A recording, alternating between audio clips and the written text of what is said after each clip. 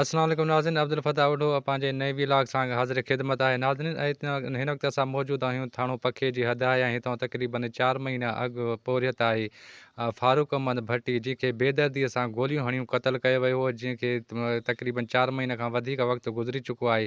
पर छा हिन वक़्त ताईं उन जा क़ातिल गिरफ़्तार थिया आहिनि या न थिया आहिनि, ऐं उन जा जवाबदार गिरफ़्तार थिया न थिया आहिनि, छा जेके उन जा वारस आहिनि उन्हनि खे छा धमकियूं वग़ैरह मिलनि थियूं पियूं, छा सूरत हाल आहे, इन हवाले सां ॻाल्हि ॿोल करण लाइ मक़तूल जेको फारूक अहमद भट्टी आहे उनजी अमड़ असां मौजूदु आहे, उन सां पुछूं था हाल अहिवाल। अमा, तव्हांजे पुट खे जेको आहे सो कॾहिं शहीद कयो वियो आहे? तव्हांजो पुटु छा कंदो हो अमा? जो मज़दूरी कंदो वीचारो, पोइ सफ़र में मारियो न बा 29 तारीख़ सफ़र में मारियो अथऊं वीचारो। अच्छा, जीअं मारियो अथसि उहे केरु आहिनि? उहो भट्टी आहिनि, गफ़ार आहे, ज़ुबैर आहे, अमीर अली फताह, जिन मारियो आहे उहे सार बीठा आहिनि। अच्छा, तव्हां जेको आहे सो पुलिस में को केस वग़ैरह उन्हनि ते कयो आहे? भला जो पुलिस नथी पकिड़े न बा, पुलिस पकिड़े न।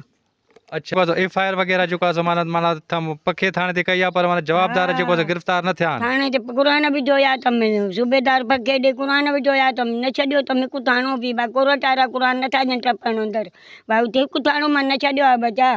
त क़ुराननि ते सूबेदार छो चुप करे वेठा आहिनि? क़ुरान खे मुंहुं बि ॾिनो अथऊं।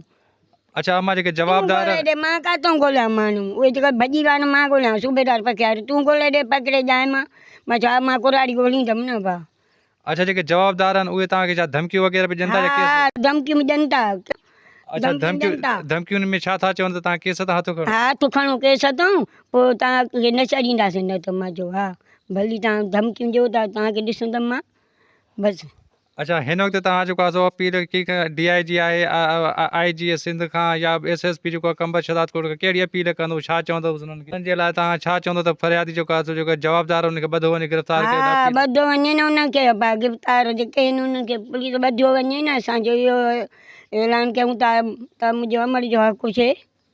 मक़तूल जेको आहे फारूक अहमद भट्टी, हुनजे अमर जी ॻाल्हि ॿोल ॿुधी हुनजो इहो ई चवणु आहे त मुंहिंजे पुट खे बेदर्दीअ सां क़तलु कयो वियो, ऐं जवाबदार जेका सुञातल आहिनि उन्हनि जे ख़िलाफ़ु असां पखे थाणे ते जेको आहे सो FIR बि कटाई, पर 4 महीना गुज़रण जे बावजूद बि जेको क़ातिल आहिनि उहे गिरफ़्तार नथा थियनि। क़ातिल जेके आहिनि सो बासर आहिनि, ताक़तवर आहिनि, ऐं हू जेको आहे सो असांखे मोतमार धमकियूं ॾेई रहिया आहिनि, चई रहिया आहिनि त जेको केस आहे उन तां हथु खणंदो त तव्हांखे जेको आहे सो वधीक जानी नुक़सान न ईंदो।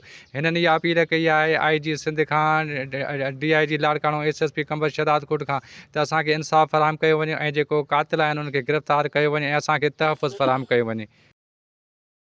मज़ीद न्यूज़ एंड अपडेट्स के लिए इस चैनल को सब्सक्राइब करें।